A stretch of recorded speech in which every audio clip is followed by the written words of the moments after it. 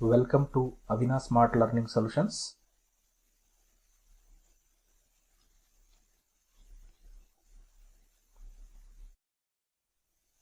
ಶಿಕ್ಷಕ ಮಿತ್ರರಾದ ಬಾಲಚಂದ್ರ ಹಾದಿಮನಿಯವರು ಕೇಳಿದ ಪ್ರಶ್ನೆಗೆ ಉತ್ತರವನ್ನು ಈ ವಿಡಿಯೋದ ಮೂಲಕ ನೋಡುವ ಪ್ರಯತ್ನವನ್ನು ಮಾಡೋಣ.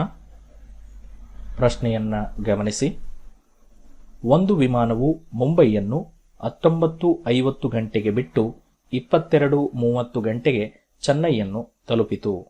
ಅದು 1000 ಕಿಲೋಮೀಟರ್ ದೂರ ಚಲಿಸಿದರೆ ಅದರ ಸರಾಸರಿ ವೇಗವನ್ನು ಕಂಡುಹಿಡಿಯಿರಿ.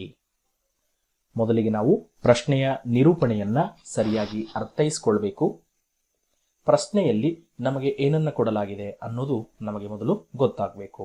ವಿಮಾನವಿದೆ, ಮುಂಬೈ ಮತ್ತು ಚೆನ್ನೈಯನ್ನು ಕೊಡಲಾಗಿದೆ. ನೋಡಿ, ಮೊದಲಿಗೆ ನಮಗೆ ಮುಂಬೈಯನ್ನ ಕೊಡಲಾಗಿದೆ. ಮುಂಬೈನಲ್ಲಿ ಒಂದು ವಿಮಾನ ಹಾರಾಟ ಮಾಡೋದಕ್ಕೆ ಪ್ರಾರಂಭ ಮಾಡಿದೆ. ಹೌದಲ್ವಾ? ಮುಂಬೈ ಮತ್ತು ಚೆನ್ನೈ ಇವೆರಡರ ಮಧ್ಯೆ ಪ್ರಯಾಣ ಜರುಗಿದೆ. ವಿಮಾನ ಎಲ್ಲಿಂದ ಚಲಿಸಿದೆ ನೋಡಿ, ಗಮನಿಸಬೇಕು. ಮುಂಬೈನಿಂದ ವಿಮಾನವು ಚಲಿಸಿದೆ, ಪ್ರಯಾಣ ಆರಂಭ ಮಾಡಿದೆ. ಹಾಗಾದ್ರೆ ಮುಂಬೈನಲ್ಲಿ ಅದು ಪ್ರಯಾಣ ಆರಂಭ ಮಾಡಿದ ಸಮಯವನ್ನ ನಮ್ಗಿಲ್ಲಿ ಕೊಟ್ಟಿದೆ, ಗಮನಿಸಬಹುದು. ನೋಡಿ, 19:50 ಗಂಟೆ ಅಂತಿದೆ. ಅದನ್ನು ನಾವಿಲ್ಲಿ ಬರೆದುಕೊಳ್ಬೇಕು. ನೋಡಿ, 19:50. ಏನಿದು 19:50 ಗಂಟೆ ಅಂದ್ರೆ? ನೋಡಿ, ಇದು ನಾವು 24 ಅವರ್ಸ್ ಫಾರ್ಮ್ಯಾಟ್ ಅಂತ ಕರಿತೀವಿ. 24 ಗಂಟೆಯ 24 ಅವರ್ಸ್ ಫಾರ್ಮ್ಯಾಟ್. ಹೌದಾ? ಅದರಲ್ಲಿ ನಮಗೆ 19 ಗಂಟೆ 50 ನಿಮಿಷ ಅಂದ್ರೆ ಅದನ್ನು ನಾವು 12 ಅವರ್ಸ್ ಫಾರ್ಮ್ಯಾಟ್ಗೆ ಕನ್ವರ್ಟ್ ಮಾಡಿದ್ರೆ ನಮಗೆ 7 ಗಂಟೆ 50 ನಿಮಿಷ ಆಗುತ್ತೆ. ಅದು PM ಅಂದ್ರೆ ಸಾಯಂಕಾಲ 7 ಗಂಟೆ 50 ನಿಮಿಷ ಅಂತ ನಾವು ಅರ್ಥೈಸ್ಕೊಳ್ಬಹುದು. ಅದನ್ನ ನಾವಿಲ್ಲಿ ಬರೆದುಕೊಂಡು ಬಿಡೋಣ. ಅಂದ್ರೆ 7 ಗಂಟೆ 50 ನಿಮಿಷ PMಗೆ ಮುಂಬೈಯಿಂದ ವಿಮಾನ ಹೊರಡೋದಕ್ಕೆ ಪ್ರಾರಂಭ ಮಾಡುತ್ತೆ. ಹೌದಾ? ಹಾಗಾದ್ರೆ ಎಲ್ಲಿಗೆ ತಲುಪಿತು? ಚೆನ್ನೈಗೆ ತಲುಪಿದು.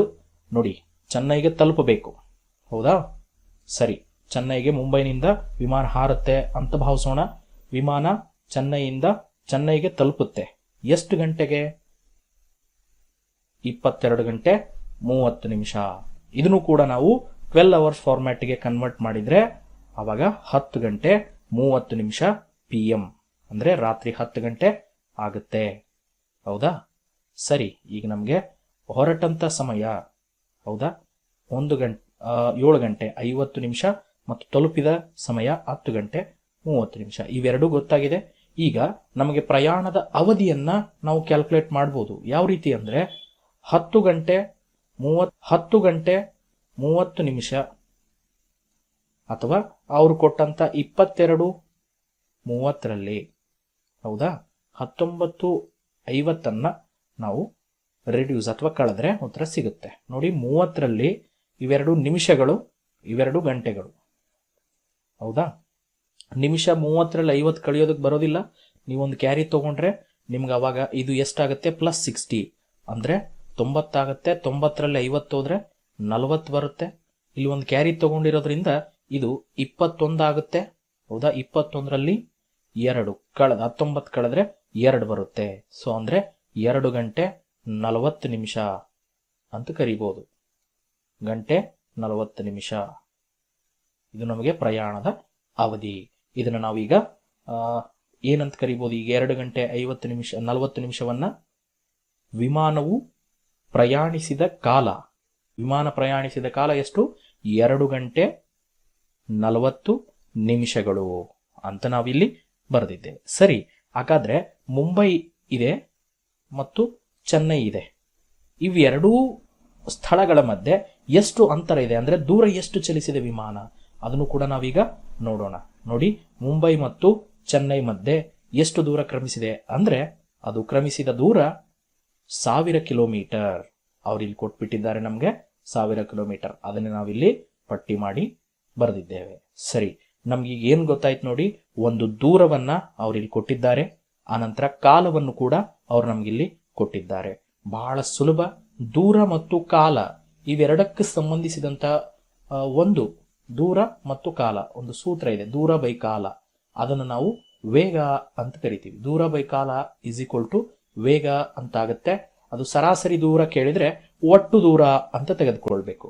ಒಟ್ಟು ದೂರ ಬೈ ಒಟ್ಟು ತೆಗೆದುಕೊಂಡ ಕಾಲ ಅಂತ ತೆಗೆದುಕೊಳ್ಬೇಕು. ಆವಾಗ ನಮಗೆ ಸರಾಸರಿ ವೇಗ ಬರುತ್ತೆ. ಇಲ್ಲಿ ಸರಾಸರಿ ವೇಗ ನಮಗೆ, ಯಾಕಂದ್ರೆ ಬರೀ ಮುಂಬೈ ಮತ್ತು ಚೆನ್ನೈ ಮಧ್ಯೆ ಅದು ಪ್ರಯಾಣ ಇದೆ, ಬೇರೆ ವ್ಯತ್ಯಾಸಗಳು ಅಂದ್ರೆ ಬೇರೆ ಬೇರೆ ಕಾಲಗಳನ್ನ ಬೇರೆ ಬೇರೆ ದೂರಗಳನ್ನ ಕೊಟ್ಟಿಲ್ಲ.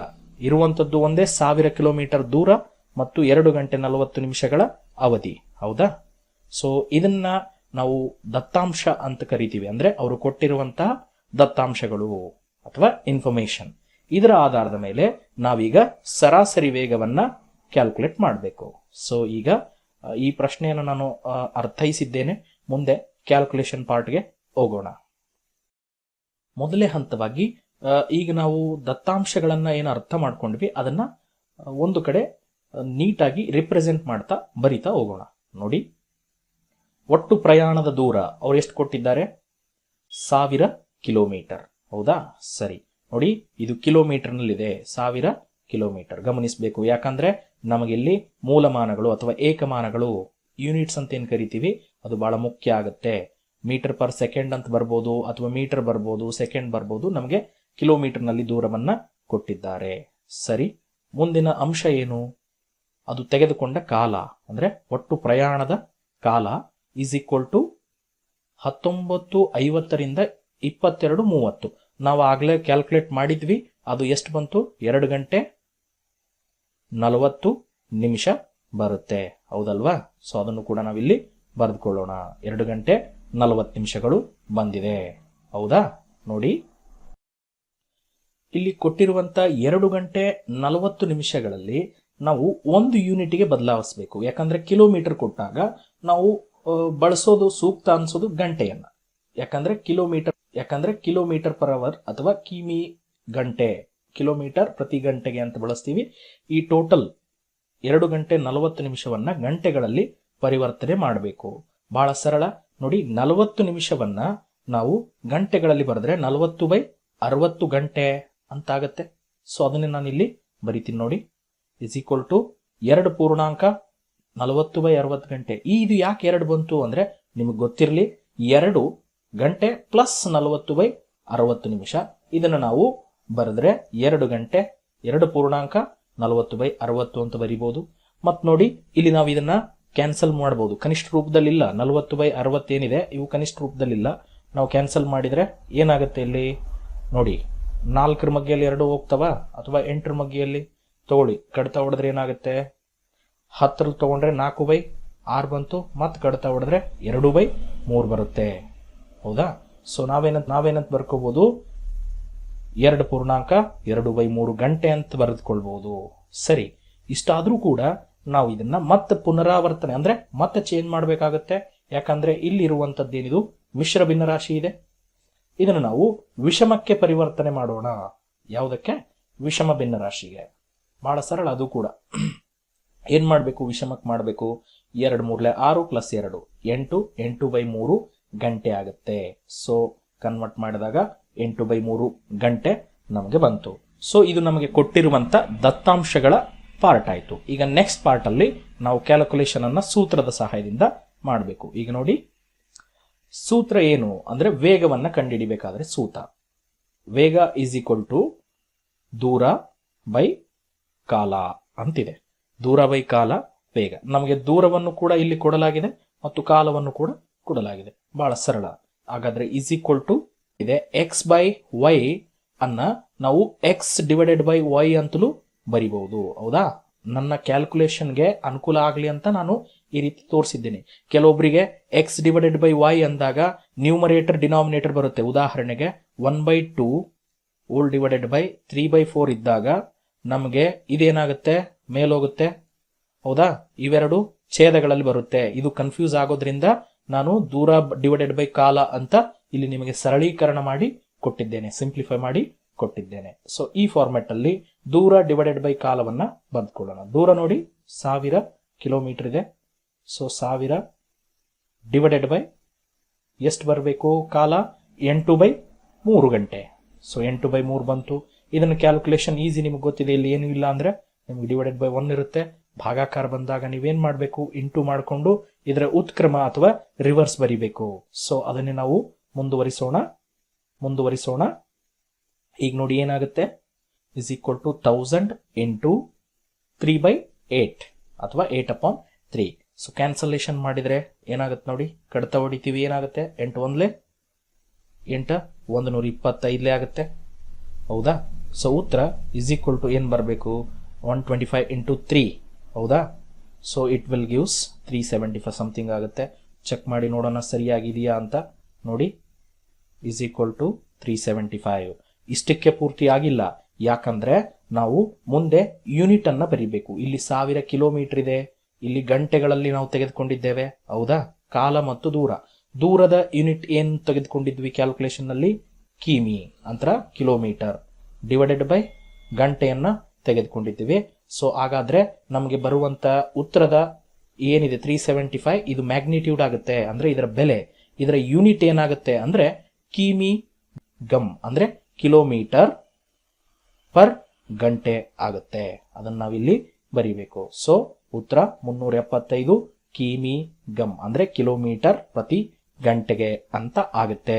ಯಾಕಂದ್ರೆ ಕೆಲವೊಂದ್ಸಲ ಅವರು ಕನ್ಫ್ಯೂಸ್ ಮಾಡೋದಕ್ಕೆ ಕಿಲೋಮೀಟರ್ ಪರ್ ಸೆಕೆಂಡ್ ಅಂತೂ ಕೊಟ್ಟಿರ್ತಾರೆ. 375 ಇರುತ್ತೆ, ಆದ್ರೆ ಕಿಲೋಮೀಟರ್ ಪರ್ ಸೆಕೆಂಡ್ ಅಂತ ಕೊಟ್ರೆ ಅದು ತಪ್ಪಾಗುತ್ತೆ. ಯಾಕಂದ್ರೆ ಇಲ್ಲಿ ನಮಗೆ ಗಂಟೆ ಬರಬೇಕು, ಅಥವಾ ಮೀಟರ್ ಪರ್ ಗಂಟೆ ಅಂತ ಕೂಡಲು ಕೊಟ್ಟಿರಬಹುದು.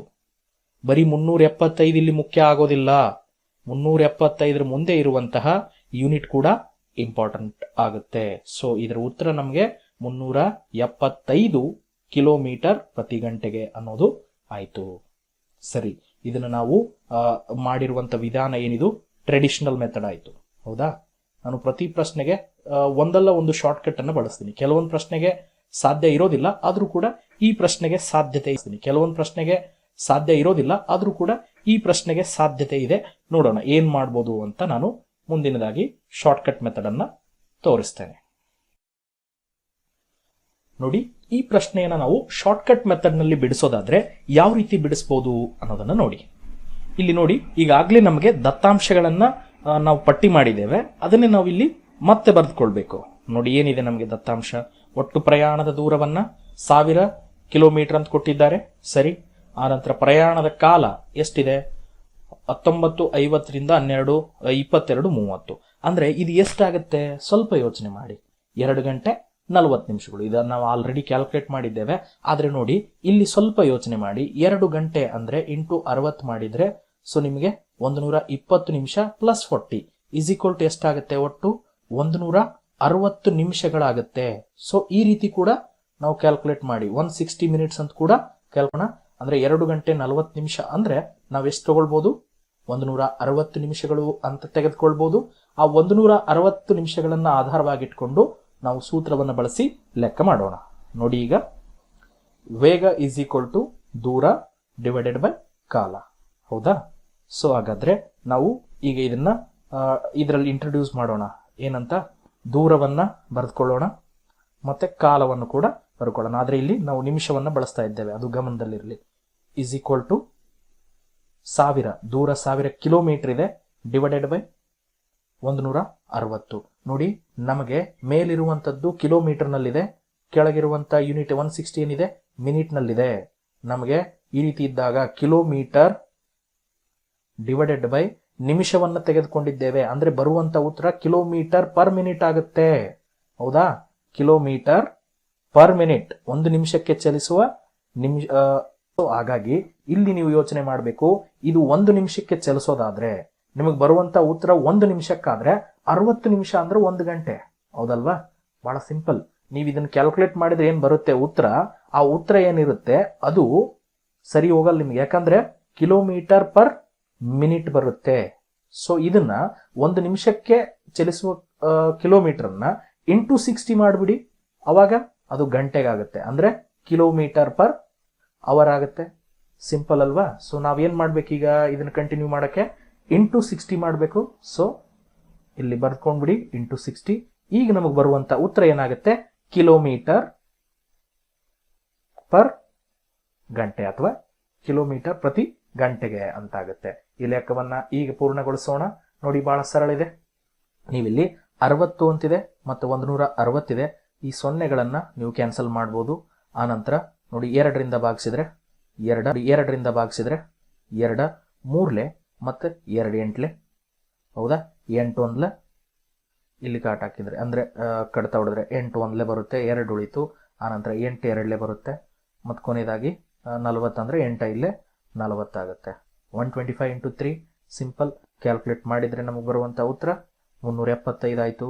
ನೋಡಿ ಯೂನಿಟ್ ಏನಾಗಬೇಕು, ಸಿಂಪಲ್ ಕಿಲೋಮೀಟರ್ ಪರ್ ಮಿನಿಟ್ ಆಗ್ತಾ ಇತ್ತು. ಇಲ್ಲಿ ನಮಗೆ ಕಿಲೋಮೀಟರ್ ಪರ್ ನಿಮಿಷ, ಕಿಲೋಮೀಟರ್ ಪ್ರತಿ ನಿಮಿಷ ಆಗ್ತಾ ಇತ್ತು.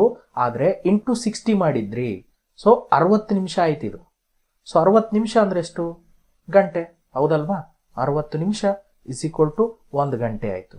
ಸೊ ಬಂದಿರೋ ಉತ್ತರ ನಿಮಗೆ 1 ಗಂಟೆಗೆ ಚಲಿಸಿದ ದೂರ. ಸೊ ಅಂದ್ರೆ ಏನು ಬರಿಬೇಕು ನಾವು ಇಲ್ಲಿ ಯೂನಿಟು, ಕಿಲೋಮೀಟರ್ ಪ್ರತಿ ಗಂಟೆಗೆ. ಈಗಲೂ ಕೂಡ ನಮಗೆ ಉತ್ತರ ಬಂದಿದೆ. ಆದರೆ ಇದನ್ನ ನೀವು ಬಳಸಬೇಕಾದ್ರೆ ನಿಮಗೆ ಯೂನಿಟ್ಗಳ ಬಗ್ಗೆ, ಮೂಲಮಾನಗಳ ಬಗ್ಗೆ, ಆ ಪರಿಕಲ್ಪನೆಗಳ ಬಗ್ಗೆ ಚೆನ್ನಾಗಿ ಗೊತ್ತಿರಬೇಕು. ಇಲ್ಲದೆ ಹೋದ್ರೆ ಬಹಳಷ್ಟು ಮಂದಿ ಸಂಖ್ಯೆಗಳನ್ನೇ ಆಧಾರವಾಗಿ ಇಟ್ಕೊಂತಾರೆ, ಸಂಖ್ಯೆಯನ್ನೇ ಉತ್ತರ ಅಂತ. ಅದು ತಪ್ಪು. ಯಾಕಂದ್ರೆ 325 ಏನಿದೆ ಅದು ಮೀಟರ್ ಪರ್ ಸೆಕೆಂಡ್ ಆದ್ರೆ ಅದ್ರ ಬೆಲೆನೇ ಬೇರೆ, ಕಿಲೋಮೀಟರ್ ಪರ್ ಸೆಕೆಂಡ್ ಆದ್ರೆ ಅದ್ರ ಬೆಲೆನೇ ಬೇರೆ, ಕಿಲೋಮೀಟರ್ ಪರ್ ಅವರ್ ಆದ್ರೆ ಅದ್ರ ಬೆಲೆಯೇ ಬೇರೆ, ಕಿಲೋಮೀಟರ್ ಪರ್ ಮಿನಿಟ್ ಆದ್ರೆ ಅದ್ರ ಬೆಲೆ ಕೂಡ ಬೇರೆ ಆಗುತ್ತೆ. ಸೊ ಇಲ್ಲಿ ನಮಗೆ unit place very important role. ಹೌದಾ, ನಮಗೆ unit place very important role. ಯಾಕೆ ಹೇಳ್ತಾ ಇದ್ದೀನಿ ಅಂದ್ರೆ ಯೂನಿಟ್ ಇದ್ದಾಗ ಮಾತ್ರ ನಮಗೆ ಅದು ಉತ್ತರ ಸಂಪೂರ್ಣ ಆಗುತ್ತೆ, ಇಲ್ಲದೆ ಹೋದ್ರೆ ಆಗೋದಿಲ್ಲ. ಯಾಕಂದ್ರೆ ಇದು ಫಿಸಿಕ್ಸ್ ಅಥವಾ ಭೌತಶಾಸ್ತ್ರೀಯ ಸಮಸ್ಯೆ. ಇಲ್ಲಿ ನಮಗೆ ಸ್ಕೇಲಾರ್ ಅಂಡ್ ವೆಕ್ಟರ್ ಕ್ವಾಂಟಿಟಿ ಅಂತ ಬರುತ್ತೆ. ಇಲ್ಲಿ ನಮಗೆ ಫಿಸಿಕಲ್ ಕ್ವಾಂಟಿಟಿನಲ್ಲಿ ಯೂನಿಟ್ ಇಲ್ಲದೆ ಹೋದ್ರೆ ಅದಕ್ಕೆ ಬರುವ ಬೆಲೆ ಬಹಳ ಕಡಿಮೆ, ಹೌದಲ್ವಾ? ಬರೀ ಗಣಿತ ಬೆಲೆ ಬಹಳ ಕಡಿಮೆ, ಹೌದಲ್ವಾ? ಬರೀ ಗಣಿತ ಅಲ್ಲ, ಇಲ್ಲಿ ಸ್ವಲ್ಪ ಫಿಸಿಕ್ಸ್ ಕೂಡ ಇನ್ವಾಲ್ವ್ ಆಗಿದೆ. ಇದು ನಿಮಗೆ ತಿಳಿಸಿರುವಂತಹ ಶಾರ್ಟ್ಕಟ್ ಮೆಥಡ್ ಆಗಿದೆ. ಈ ಎರಡೂ ವಿಧಾನಗಳನ್ನು ಕಂಪೇರ್ ಮಾಡಿ ಸಾಧ್ಯ ಆದಷ್ಟು ಶಾರ್ಟ್ಕಟ್ ಮೆಥಡ್ ಅನ್ನ ಬಳಸೋದಕ್ಕೆ ಪ್ರಯತ್ನ ಮಾಡಿ, ಅರ್ಥೈಸಿಕೊಂಡು ಈ ಶಾರ್ಟ್ಕಟ್ ಮೆಥಡ್ ಅನ್ನ ಬೆಳೆಸಿ. ಇಲ್ಲದೆ ಹೋದ್ರೆ ನೀವು ಮಾಡೋ ತಪ್ಪು ಏನು ಅಂದ್ರೆ ಬರೀ 375 ಅಂತ ನೀವು ಗುರುತಿಸ್ತೀರಿ. ಆಪ್ಷನ್ ಎ ನಲ್ಲಿ 375 ಕಿಮಿ ಗಮ್ ಅಂತಿರುತ್ತೆ, ಅಂದ್ರೆ ಕಿಲೋಮೀಟರ್ ಪ್ರತಿ ಗಂಟೆಗೆ ಅಂತಿರುತ್ತೆ. ಅದೇ ಆಪ್ಷನ್ ಬಿ ನಲ್ಲಿ ಕೂಡ ನಿಮಗೆ 375 ಮೀಟರ್ ಪರ್ ಸೆಕೆಂಡ್ ಅಂತಿರುತ್ತೆ. ಅವಾಗ ನಿಮ್ಗೆ ಏನ್ ಹಾಕಬೇಕು ಅಂತ ಗೊತ್ತಿಲ್ಲದೆ ಬಿ ಅನ್ನು ಹಾಕಿದ್ರೆ ತಪ್ಪಾಗುತ್ತೆ. ಯಾಕಂದ್ರೆ ನಮಗೆ ಉತ್ತರ ಎ ಇದೆ, ಯಾಕಂದ್ರೆ ಇಲ್ಲಿರುವಂತ ಯೂನಿಟ್ ಕೂಡ ನಮಗೆ ಇಂಪಾರ್ಟೆಂಟ್. ಅರ್ಥ ಆಯಿತು ಅಂತ ಭಾವಿಸಿ ನಾನು ಇಲ್ಲಿಗೆ ಈ ಪ್ರಶ್ನೆಯ ನಿರೂಪಣೆಯನ್ನ ಮುಗಿಸ್ತಾ ಇದ್ದೇನೆ. ಎಲ್ಲರಿಗೂ ಕೂಡ